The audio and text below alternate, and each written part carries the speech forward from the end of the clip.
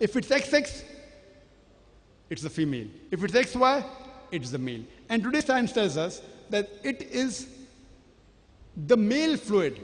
It is the sperm which is responsible for deciding the sex of the child. If the X of the sperm takes part in fertilization, a female is born. If Y takes part, a male is born. This was discovered recently in science, 50 years back, 100 years back.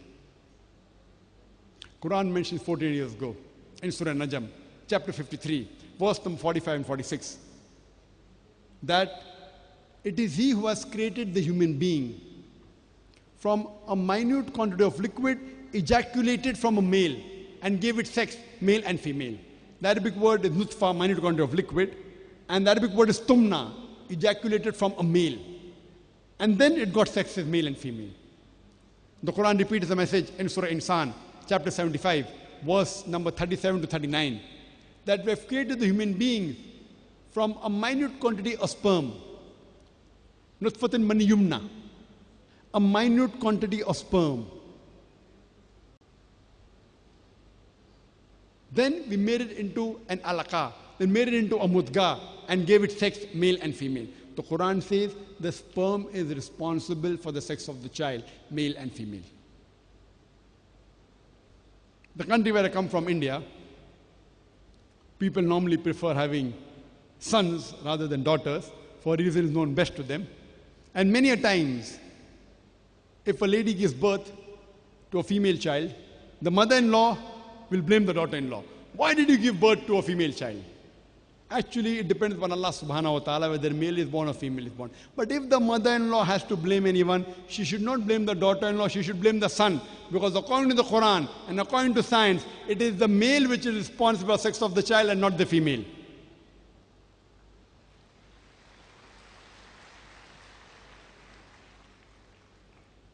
Furthermore, the Quran says in Surah Az-Zumar, chapter 39, verse number 6, that we have created the human beings in the womb of the mother in stages, one after the other, in 3 waves of darkness. Prophet Keith Moore said, these 3 waves of darkness which the Quran speaks about refers to the anti-abdominal wall, refers to the uterine wall and amniochorionic membrane. At that time, embryology, we did not know in embryology that the child, the embryo, is protected in 3 waves of darkness. Quran mentioned this 14 years ago.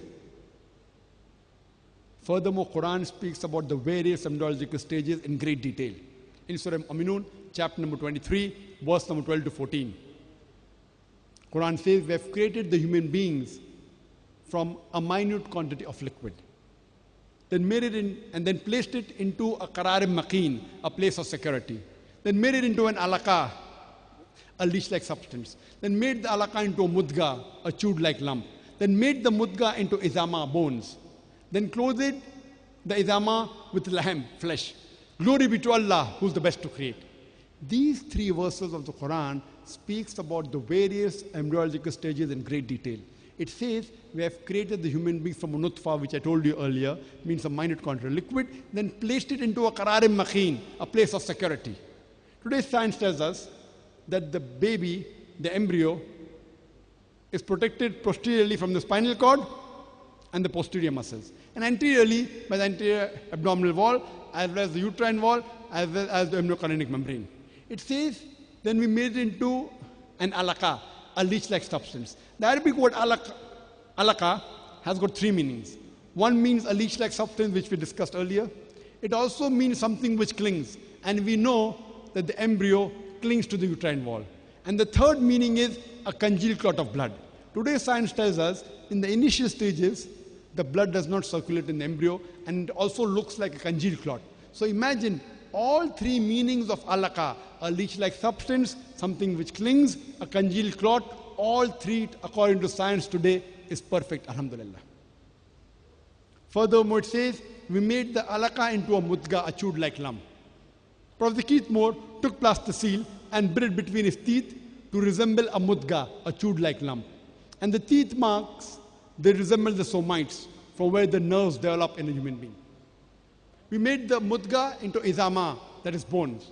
Then clothed the bones with lahm, that is flesh. Then the Quran says, glory be to Him, who's the best to create. today science tells us up to this stage, the development in the embryo is the same, whether it be a fish, whether it be rabbit, whether other animals. Only after this stage, it differs. And in a human being, we find head coming out, feet, legs. That's the reason Quran says, then he created a new creature. Glory be to him who's the best to create. Quran says in Surah Hajj chapter 22 verse number 5, that we create the human being from minute quantity of liquid, then made it into an alaka, made the alaka into mudga, partly formed and partly unformed. When Professor Marshall Johnson was told to comment on this verse of the Quran, he said at this stage of the human development, some organs in the human being are formed, some are not formed. Some cells are differentiated, some are undifferentiated. If I call at this stage as a complete creation, the answer is wrong. Because it's not a complete creation. If I say it's an incomplete creation, again the answer is wrong. There is no better description than the description of the Quran, saying it's partly formed and partly unformed. Because some organs are complete, some are incomplete. Some cells are differentiated, some are undifferentiated. And Professor Keith Moore said, the stages given in the Quran of alaka, mudga, izaman, it is based on shapes of the embryo. It is far superior than the stages of modern embryology, where we say stage 1, stage 2, stage 3, where a person can get confused. The stages described in the Quran, based on shapes and figures, is far superior and easier.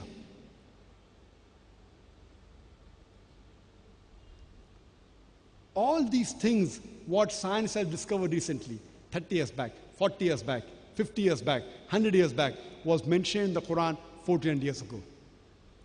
Time will not permit me to speak on great detail. I'll just give you two more other scientific facts mentioned in the Quran. Quran says in Surah Qiyamah, chapter number 75, verse number 3 to 4, that when the unbelievers say, how will your Creator be able to reconstruct the bones after a human being has been buried, the bones have been disintegrated, how will he be able to reconstruct the bones on the day of judgment? So the reply is given, tell them, he can not only reconstruct the bones, he can even reconstruct in perfect order the very tips of the finger. What does the Quran mean by saying not only the bones can be reconstructed, but even the very tips of the fingers can be reconstructed? It was in 1880 that Sir Francis Galt, he discovered the fingerprinting method. And he said that no two fingerprints of the human beings are identical even in a million human beings. Even in millions of human beings, the fingerprints they differ. They cannot be identical. And today, the police, the FBI, the CIA, the CID, they use fingerprinting method to identify the criminals, to identify the human beings. Imagine what we discovered in 1880 by Sir Francis Galt. Quran mentioned 1400 years ago that he can not only reconstruct your bones, leave aside the bones, he can even reconstruct the very tips of your finger